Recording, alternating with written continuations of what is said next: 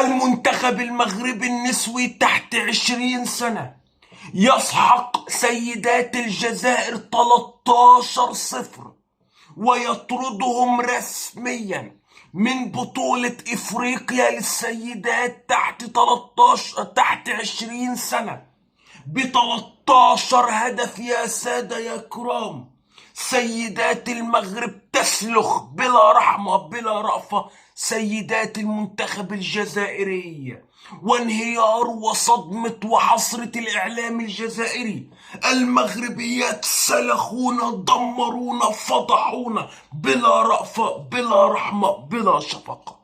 ولكن قبل الدخول في التفاصيل، اخواتي حبايبي كفاءة، جمهور العظيم الجمهور المغربي، اتمنى تدعموني، تشرفوني، تنوروني، تشجعوني بلايكاتكم الجميلة واشتراكاتكم الحنينة. ولا تنسوا تفعيل زر الجرس ليصلكم كل جديدنا في اكبر قنوات الوطن العربي لدعم النجوم المغاربة وكافة المنتخبات المغربية.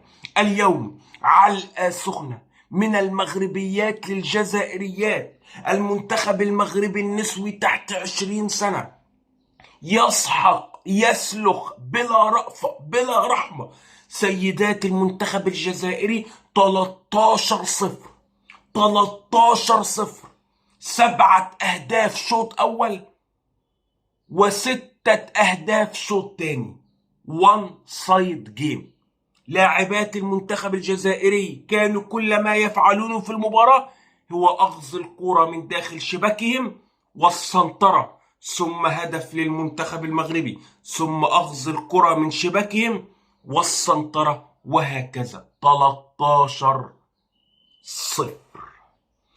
بهذه النتيجة الساحقة رسميا لبؤات الأطلس تطرد سيدات الجزائر من فرصة التأهل لكأس إفريقيا للسيدات تحت 20 سنة.